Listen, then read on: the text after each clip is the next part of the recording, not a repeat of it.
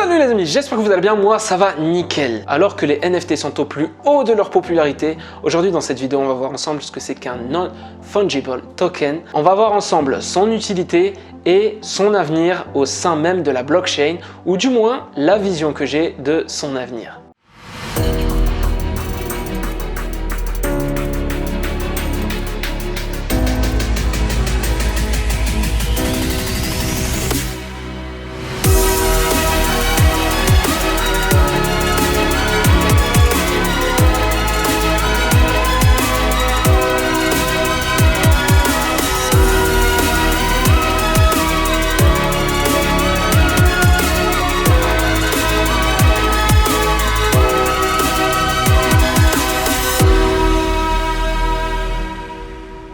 Le NFT, qu'est-ce qu'un NFT? C'est un non-fungible token, donc c'est un jeton non fongible.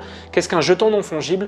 Contrairement au Bitcoin, où chaque Bitcoin sont identiques, chaque Bitcoin sont interchangeables, un NFT est un jeton unique qui est interchangeable avec aucun autre jeton, ce qui le rend donc unique et donc possiblement rare suivant les informations qu'il contient. Un NFT, c'est donc un jeton au sein de la blockchain, un peu comme toutes les cryptos, mais ce jeton est unique. Et avec ce système donc de blockchain, on peut certifier n'importe quelle information ou n'importe quel fichier ou produit dématérialisé, le certifier et le rendre unique. Et ce jeton donc peut appartenir à un acquéreur. Dans la blockchain, on peut voir à qui appartient les différents NFT et à combien valent donc chacun de ces NFT. Aujourd'hui, dans le monde de la crypto et plus particulièrement dans la blockchain, on a plein de projets NFT. Les premiers qui ont explosé dans ce domaine, c'était les fameux Kitties, les NFT Kitties, ces petits chats qui étaient chacun uniques, qui avaient chacun sa propriété, et du coup, les acquéreurs de ces NFT pouvaient être en fait finalement appartenir à un clan, le clan des Kitties. Au fur et à mesure du temps et au fur et à mesure que la popularité des NFT ont augmenté, on voit intervenir plein de projets NFT, notamment beaucoup dans l'art. Alors, on a vu les CryptoPunks qui ont littéralement explosé. On a vu aussi la montée du projet des Bored Ape et Ape Club. Donc, lorsque tu achètes ce singe qui s'ennuie, tu fais partie d'un club des singes qui s'ennuient. Et tout ça est régi par la loi de l'offre et la demande.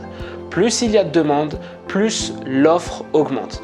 Il faut savoir que ces NFT sont des NFT artistiques. Il y a énormément d'artistes dans le digital qui font des créations en 3 dimensions ou des créations de vêtements digitaux ou des créations tout simplement des peintures digitales. Et dans un monde sans blockchain, n'importe qui pouvait faire une capture d'écran et tout simplement partager la création de l'artiste. Grâce au NFT, il existe donc une seule création d'un seul artiste. La création est signée et elle est unique. Le NFT, c'est un petit peu le certificat d'authenticité. C'est l'équivalent de Mona Lisa, la Joconde. Il n'y en a qu'une seule. N'importe lequel d'entre nous, toi, tu peux prendre ton imprimante et imprimer même en full qualité Mona Lisa, la mettre sur ton mur. Ta Mona Lisa n'a aucune valeur, contrairement à la vraie Mona Lisa, celle qui est au Louvre actuellement, qui elle est inestimable, tout simplement parce qu'elle est unique. Pour les images, c'est exactement la même chose. N'importe qui peut faire une capture d'écran, mais celui qui détient l'original, il est le détenteur de l'original de cette image. Et donc, la certification qui le rend détenteur à 100% de cette image, c'est la blockchain. En gros, cette peinture artistique est digitalisée en NFT, donc elle est entrée comme jeton dans la blockchain et donc elle est unique. Et celui qui possède ce jeton est donc détenteur des informations qu'il renferme. En l'occurrence, beaucoup de projets artistiques. Cependant, dans le monde des NFT, il n'y a pas que des projets artistiques.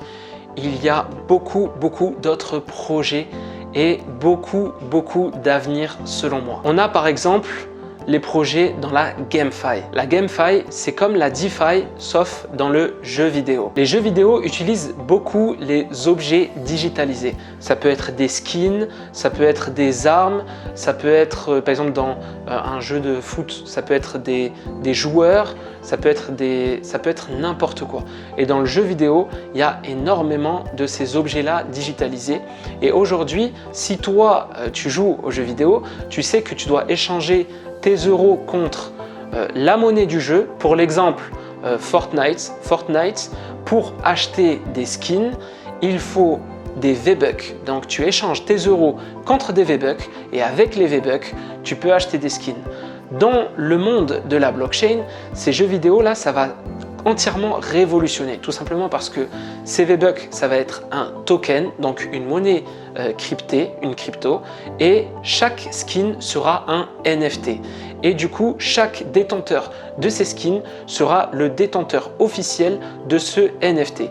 Et grâce à la blockchain, on peut savoir à qui appartient chacun des skins. Ce n'est pas de l'anonymat, c'est du pseudonymat. Ça veut dire que tu sauras pour chacun des skins à quel pseudo il appartient et à quel prix il le met en vente ou à quel prix il a déjà acheté. Il y a sur la blockchain tout un historique depuis la création de ce jeton.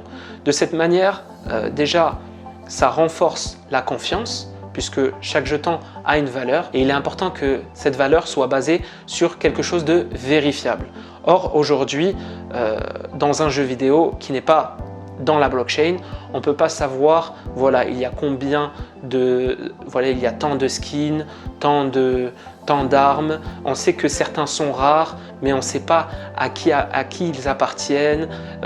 Et du coup, dans les marketplaces, aujourd'hui, on peut acheter des skins qui ne sont pas bien sûr référencés dans la blockchain, mais leur valeur, elle est très volatile, puisqu'il suffit que le créateur du jeu relance une série d'armes ou une série de skins qui étaient rares à l'origine et tout simplement ça perdrait de sa valeur. Donc pour moi, il est évident que l'avenir des NFT se trouve dans le jeu vidéo en première partie. Et surtout avec l'arrivée du Play to Earn, dans le Play to Earn, tu auras la possibilité de jouer et d'être rémunéré en crypto du jeu.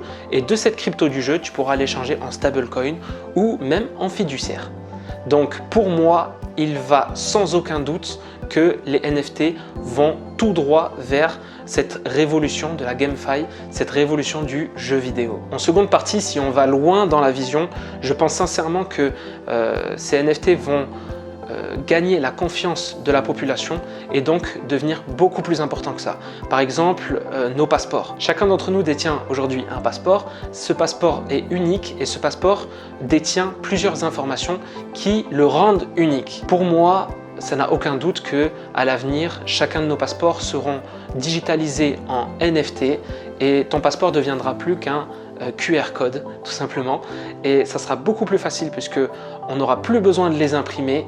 Ce sera beaucoup plus facile parce qu'ils seront sécurisés dans la blockchain et ce seront des fichiers certifiés impossibles à recopier. Aujourd'hui même, vous pouvez me prendre peut-être pour un fou, pour quelqu'un qui voit beaucoup trop loin, mais aujourd'hui même, dans votre passeport, il y a l'information de vos empreintes digitales. C'est l'information biométrique. Pourtant, quand on tourne les pages, on ne voit pas vos empreintes.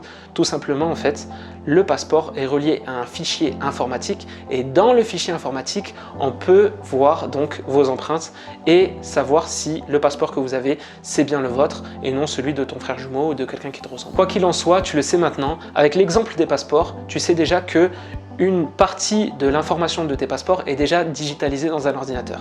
Il suffit de quelques années pour moi et de la banalisation de la blockchain autour du monde pour que ça devienne une banalité. Donc pour moi, ça deviendra aussi banal qu'un testament par exemple. Un testament écrit en NFT et donc certifié en NFT, en non-fungible token, un jeton unique.